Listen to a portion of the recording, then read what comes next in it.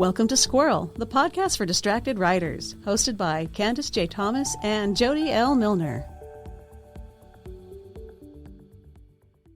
Hi, everyone. Welcome to Squirrel. This is Candace. And I'm Jody. And welcome to our episode 49, our season 1. And this is going to be super fun. So what I did is I put out there to a lot of our fans out there. I put it on Facebook. I put it out on Instagram, just trying to grab some questions for us to just answer. And it's going to be a spontaneous. Jody, even though she tried to cheat, she doesn't get to cheat. She doesn't know the questions. They're random. Yes, I've put my notes away and now I'm very afraid. Yes, you should be. You should be. Especially from the Taylor Swift Eras tour popcorn bucket that I grabbed. It is a thing of beauty. It is. It has all of our little questions, so you can hear it. That's our questions that I sliced up and asked. And so, who's going to go first? Oh, goodness. I think you should go first. Drawing a question? Sure. Yeah. Okay. Sound good? Sure. Okay. So the question is, do you add people you know in your books? Do you want me to say who it's from? This is from a coworker. Yes, this is from one of Candy's coworkers. Yes, it is. So, do you? I do not. The idea of it makes me very uncomfortable. And so even if it's someone I think would be great as a fictional character, I still can't do it because every time I write them, I'm going to be thinking about the actual person and then feeling immensely guilty for the horrible things I'm doing to them. No, I mean, I'll answer this one. The people in question, I work with these two people, John and Edgar, and I was writing a scene while I was at work at my downtime, and it was a dream sequence for my To Dream in Daylight, and I just needed to add some friends. So I just wrote them in. John and Edgar are in the background. They're in the, ocean in some kind of, memory. They're all frolicking in the ocean. Okay. And I told this to my coworker, and he was like, I must buy this book. So do I put in other characters? No, I'm not going to put people like my sister in the book or my neighbor or old crush. I'm not going to do that. That's weird. If I was going to do something more so. Not deep world fantasy and is more light and real world, I would be tempted to make people I like as background characters. I put in my brother.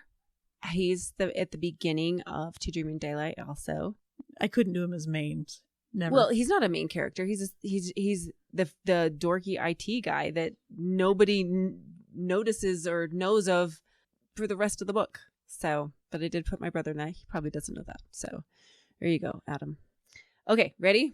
Never. Okay, here's my question. What is the hardest thing about doing a podcast? And this is from a college student. The hardest thing about doing a podcast is the outtakes. Is the mess ups. We really do. I mean, the stuff that is edited out of this is priceless. But we tend to have to crop a bunch of it. And I feel really bad for Jody, who is the editor of all of this stuff, because I know that I just go and ramble and whatever. And so that's what I think the hardest thing is. I mean, other than that, I think it's pretty fun and easy. What do you want to answer this? Finding time to do all the everything, that has been a big challenge. Just because you're like, oh, it'll be easy. It'll be like an hour a week or something. You're like, no, it's more. It is more time. It's more than that. So I feel bad. Anyway, okay, your turn. Alrighty. So this is what has been the hardest part. See, there's differences. What is the hardest part and what has been the hardest part? Oh, I'm sorry. What has been. Setting it up was a pain. Setting up all the little things to work together took forever. Yeah, figuring out the whole just mechanics of the operation. Yeah. setting up a website, setting up a Patreon, setting up Buy Us a Coffee, setting up the distributors. Yeah. Finding all the background podcasts stuff that weren't on the distributor and making sure your podcast went there. That was a pain. Yeah. And a big learning curve. There's a lot of background stuff. So. All right. What is your favorite part of being an author? This is from a high school student. My favorite part of being an author is finishing a project and having that sense of, holy crap, I did something cool. The first time you finish your first book, like you get to the end and it's still messed up, but you finished it. You did it. You did it. There's that sense of accomplishment that is unlike anything else in the world. True. Yeah. And then the second thing would be meeting cool people in cool places, like at conventions and at conferences, and just being able to be like, I met this cool person. La la la. It's fun. My favorite is being that cool person and having like teenagers go, oh my gosh, can I have your autograph? And I'm like, okay, whatever. Yeah, you were just at my house, so I don't know why you're freaking out. Okay. Here we go. How hard is it to write a sequel or a series? And this is from my friend Alan Smith. It is. Hi, Alan. It is very hard to organize your brain that way. And I think when you have a lot of play, like I did with a series, that it creates a lot of threads that you have to pick up and weave back into the story. And you don't want to be that person that leaves out a specific detail that some super fan picks out and says, well, this doesn't really work in the world because you did this and really rivers run this way. And so things like that where you're, if so your there's rivers are running uphill, you have a problem. There's specific geology to your stuff. You have to figure it out. But it's like, it's all little ticky-tacky details of bringing it back in and including your audience in the decisions you make when you're finishing up a series, because I don't want to be that author where people throw their book against the wall because of how it ended, which we know happens because I've been that person who's been super disappointed with how the series ends, and I never wanted to do that. So yeah, it's all threading it back together. It's pretty hard. Yep. Each one is incrementally, exponentially, pick a mathematical term, is more difficult. And having that overarching story that works really well is really hard to construct and maintain. Yep. All right. What do you do to renew creativity when the well runs dry? The whale ran dry. Okay. Right. Tell me. We recently answered this in an earlier podcast. Yeah, but this is all a about new one. Inspiration. Well, what do you do? What do I do? Do you get a Diet Coke or something? If the inspirations really run dry, it means I'm not putting enough tension or good story elements in the story, and I'm beginning to get bored. And so I try to throw in a dead body or an explosion. Nobody wants a bored Jody. No, I tend to get myself into trouble if I'm bored. Bucket. All right, Taylor Swift's being passed across the room.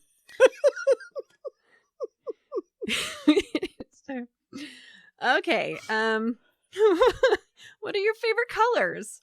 College student. Thank you for your brilliant my favorite colors, you have to answer this too. My favorite colors are yellow and green.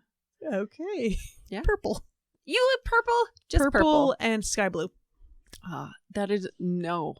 Those are not no. You Why don't would get to those be your judge my favorite colors. color? I'm totally judging your Rude. That one was easy. Are you funny? I'll let you judge that one. I think I'm funny. I'm hilarious. I like dry humor. I was born and raised on British humor, which is funny because we aren't British. They seem to be funnier, right? I don't know. They seem to be zanier. So if you have a zany sense of humor, you might go toward those. Do I laugh at Ministry of Funny Walks? Absolutely. Yeah. Let's see. What are the best ways to write inner dialogue? I don't. That could be a whole episode. That's a big question. This is, my high school friend from Facebook put this on there. Keep it short, Candy. I dare you. What is the best way to write inner dialogue? Very carefully. with italics. There you go.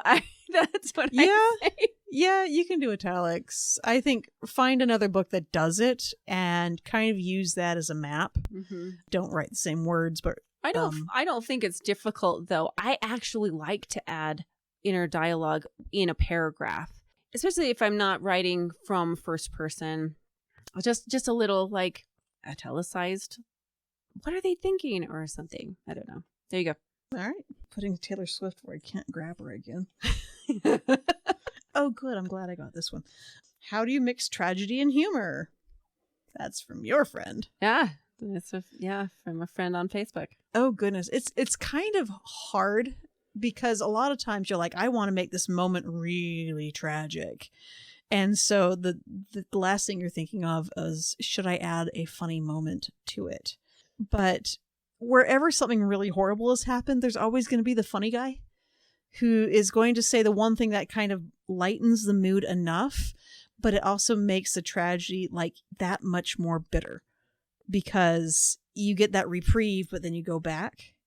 So is this how? Carefully. Do it carefully. I think observational humor can be used very carefully. You know, at least she didn't do this kind of thing. Oh, okay. Kind of, I don't know. How would you answer that? Because I feel like I'm struggling. How would I answer that? Ask you. There's always got to be a tension breaker. So, I mean, I don't write tragedy, but I have tragedy in my stuff. And I have to, humor is just a good way to break that tension. So, all right, we're running down on our questions here. All right.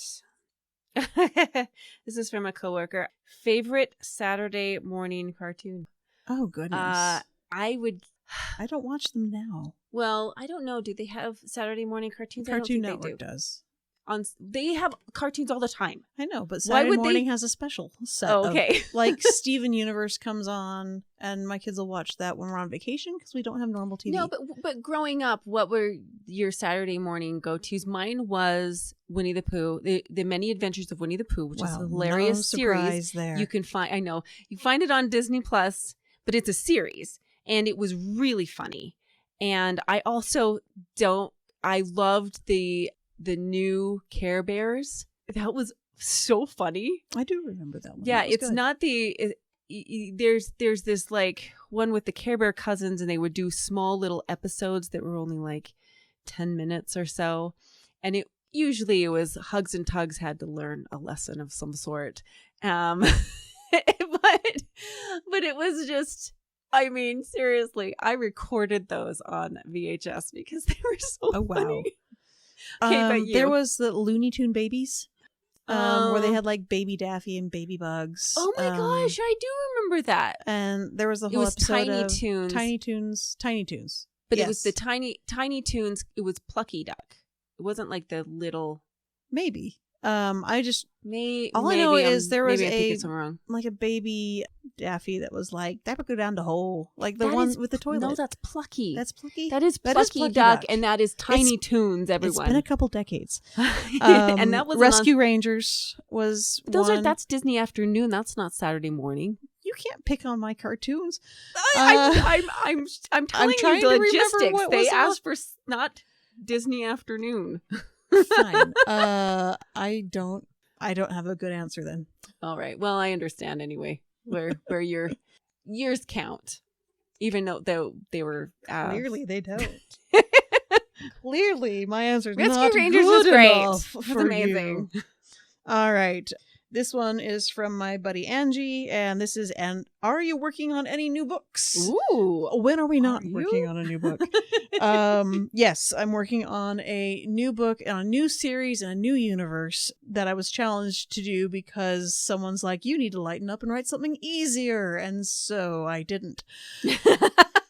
But it's got tiny dragons, like shoulder dragons. Okay. They're cute. They're tiny. Like parrots? Baby. More like cats. Cats that sit on your shoulder. Like tiny. Anyway, this is the one that has a lot of problems in the plot right now, but I'm enjoying the process, so yay, that's all that matters. Fun. I know you're working on something. I'm working on lots of things. I mean, I can't just limit it to one project. I have lots of things in the works. I've got like I do have a epic fantasy, but I do have a rom-com that I'm always working on, and kind of a serious story that I need to lighten it up. It's going to be a rom-com, but it's like has heavy subject matter. Yeah. That one I haven't written on for a while, but always, it's always there. Okay. 3 more questions. What is the worst book you've ever read? Oof. Immediately, I know. There's a couple, but I'm going to say Wicked. Really? Oh, yes. Oh, yeah. Have you read Wicked? Yeah, I've read Wicked. I hated it. I had a hard time getting into it, but once I was into it... No, it was the writing style all of a sudden, yes, it told a whole bunch of different stories. And just so you know, everyone, it is not like the musical. There's a lot of differences. It is dark. And it is, it might follow it, like the musical follows a specific section. And that's like it. It doesn't go into the deep mechanics of who Elphaba is and her witchy ways and how she, oh my gosh. I'm borderline obsessed what she does with the story, when Dorothy comes. Oh my gosh.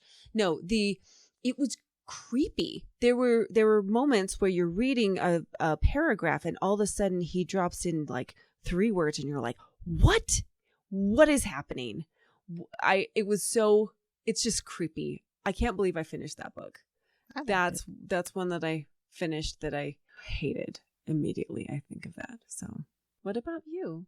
So I have this problem that if I really don't like a book, I kind of forget it exists. I usually stop reading when I hate a book.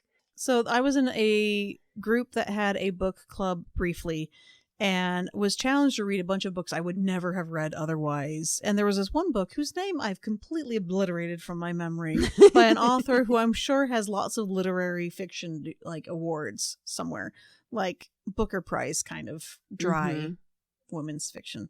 And all I remember is that the father of one of the characters had to have eye surgery and he had to lay completely still and flat for like 6 months. And he died of blood clot.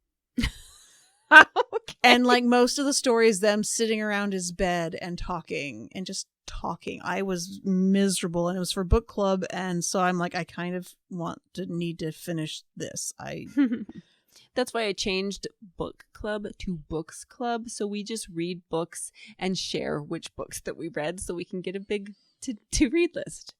You should all do this, by the way. Books club. Maybe I'll start one online and then all of you can join my books club. Because you need something else to do. I know, right? Yeah, okay. I will 2 more questions. I will slap your hand. I know. When did you first know you wanted to be a writer? Ooh. When was that? I would love to say as a kid, but when I was a kid, I wanted to be a doctor. Like, I was seriously wanting to be a doctor, but I kept writing a bunch of really, really long-winded stories. Like, the writing kept coming back no matter what. Even though I did all this other stuff, the writing always kept coming back. So I'm going to say I didn't decide I wanted to actually try to do writing on a higher level until I was 30. Mm-hmm. I don't think I actually decided until I signed a contract. Because then, way to commit. Well, I mean, my writing was just fun until that point. I'm like, well, now I'm going to be a writer. All right, last question. Am I going to write a vampire sequel? Thank you, Alan. That was the very last one. That is a very good question. That is something that I'm trying to work out because a dear friend of mine who loves my vampire-ish book wants me to do a sequel. So I'm trying to plot it out. Right now, I don't have any brilliant ideas of what Oliver Brixby should do because he's just it left on such a cool loser note. I'm not sure what else I can tell, but I'm sure there's probably a story out there. So hopefully, cross your fingers, Alan. I'll try to think of something. So the end. The end. Yep. Taylor's now empty at my feet. All right. What do we have next? Next week is our 50th episode. It is the official close of our first season. And what better way to close a season than to have a clip show? Oh my gosh. A clip show. It's going to be fun. So both Candy and I have chosen some of our favorite clips to share and revisit that have happened over the past year. And it's going to be highly entertaining. It will be. All right. Remember, if you've liked anything you've heard today, and today was a bit of a wild card, so not a very inspiring episode to teach you how to do things. I don't know what you're talking about. This is amazing. If your favorite color is yellow, you're totally gonna love this episode. Excellent. If you were entertained. There we go. If you were entertained, we have a Patreon and a Buy Us a Coffee where more good things happen. Also, be sure to like, subscribe, and share. And our season 2 is going to be mind-blowing, so you don't want to miss it. And you want to be part of that. Already in the works. All right. Thank you. Thank you for playing along with me. This was a lot of fun. Yeah, it's going to be until the end of season 2 before I let you do it again. Sounds good. Okay. Bye. Thank you for listening to the Squirrel Podcast for the Distracted Writer with Candace J. Thomas and Jody L. Milner. Please like and subscribe to our podcast for updates and new episodes, and find more information at our website, squirrelpodcast.com. Stay distracted, everyone.